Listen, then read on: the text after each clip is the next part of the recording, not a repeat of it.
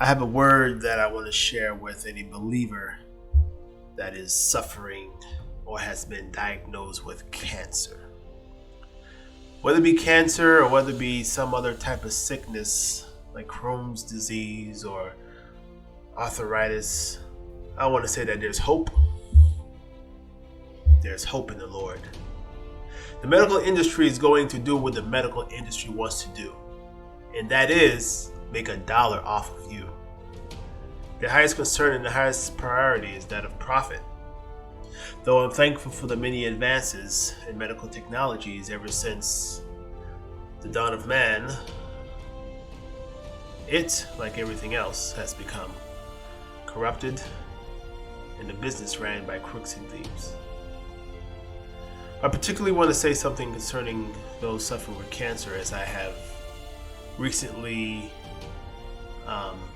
made association with a sister in the Lord who has cancer, and I'm seeing how it has ravished her body and her mind, how her hope is running on fumes. She has, by wisdom, declined the chemo. 2.5 years later, she has still been suffering because she has not been able to commit to a raw plant-based lifestyle long enough to allow the effects of the foods that God has given us to do its work. She eats too little of it, for she needs to flood her body, just as you do with the foods that He made. You need to go back to eating. Where it says in Genesis chapter 1, verse 29, how He made every green tree bearing seed for food, the herbs, the fruits trees with seeds in it. But beyond the nutritional strategy, the most important strategy is a strategy of the mind in understanding who your author and who your maker is, which is the Christ. God, who made man, who made you, in which you are a descendant of man and you are and have been made in the image of God. You have to do what you can and allow God to do what He will. Just as when Lot was taken captive, when the 4 verses 5 kings in Genesis chapter 5 went to war, and Lot, who settled in Sodom and Gomorrah, was taken captive, but Sodom and Gomorrah fell to the stronger kings. And Abraham, a man of God, called by God, he went out with 318 of his servants born in his own household, who were trained with the sword. And he retrieved back his nephew and the people who were taken captive with their goods.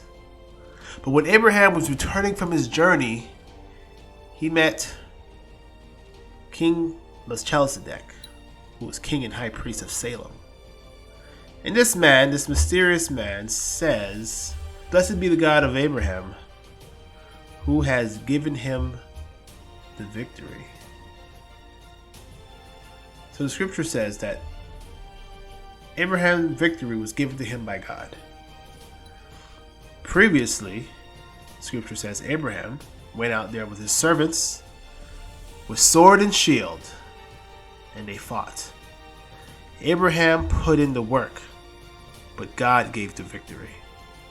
And that's how you have to look at your cancer diagnosis, your Crohn's disease, or whatever disease you may be suffering to. You have to do what you can. You have to put in the work. Whether it's juicing raw fruits and vegetables for 100 days straight, whether it's eating raw, or any other regimen that is naturally based. I frown upon chemo because chemo just destroys the good and the bad in your body. But the foods that God made is living foods. You have to do what you can, but the victory comes from the Lord. The victory comes from heaven, for the scripture says, every good and perfect gift comes from heaven. Health is a gift from God.